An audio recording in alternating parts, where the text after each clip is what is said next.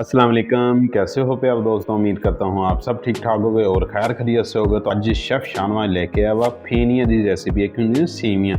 अज फेनिया की रेसिपी लैके आया, बहुत डिलीशियस और वधिया वा तो बहुत ज़ायकेदार आ ते सिंपल जिहा काम आ, ज़्यादा मुश्किल काम भी नहीं हैगा। तो आइए देख ली रेसिपी नूं फटाफट। जिन्हें आ सेवियां नहीं ना खादियां तो उन्हें कोई भी सेवियां नहीं खादियां। इंशाल्लाह जायका और डिलीशियस बहुत बनदियां। चैनल में सबसक्राइब करो, वीडियो लाइक करो। चलो जी स्टार्ट करिए रेसिपी।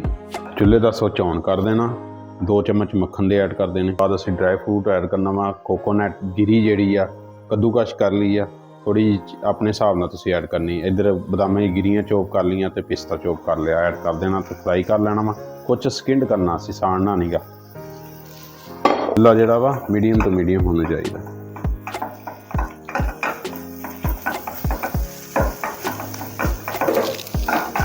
ड्राई फ्रूट फ्राई कर लिया वा, एक बोल के अंदर असीं कढ़ लेना ड्राई फ्रूट।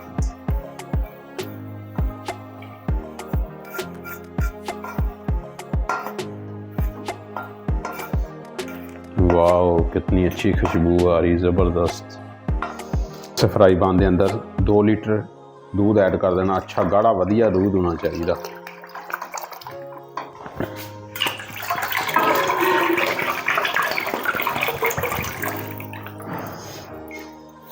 दूध में जो ऐड कर देना तो चीनी 2 कप ऐड कर देनी आ। तुसीं अपने हिसाब नाल टेस्ट करके ऐड कर सकते हैं।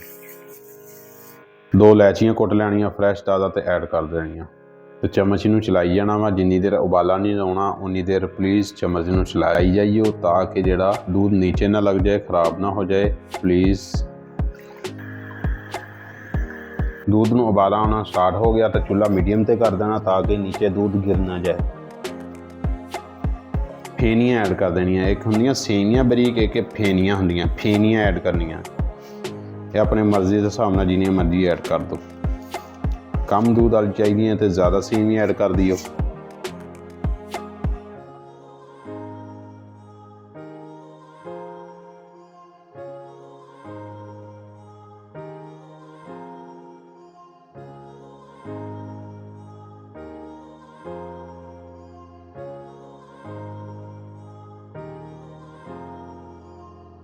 चुल्हे का फ्लेम मीडियम कर देना वा। मीडियम करन तो बाद असीं ढक्कन दे देना वा। ढक्कन देने तो बाद असीं इनू 3 तो 4-5 मिनट तक असीं दम देना वा इस दूध के अंदर फेनियां नूं, ताकि अच्छे तरीके नाल फेनियां अंदर तो कच्चा जिहड़ा पन होएगा वो नहीं होएगा।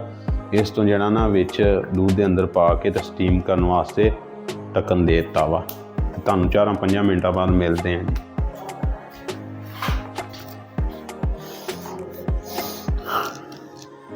क्या खुशबू आ रही माशाल्लाह। फेनियां नूं असीं 3 तो 4-5 मिनट असीं ढक्कन दे के स्टीम कर लिया सी। हुण इहदे च ऐड करनी असीं जिहड़े रोस्ट कीते सी ना ड्राई फ्रूट, वो ऐड कर देना जी। ड्राई फ्रूट पाउण तो बाद हाय हाय क्या खुशबूआं आ रही माशाल्लाह। ते सोगी ऐड कर देनी अपने हिसाब नाल।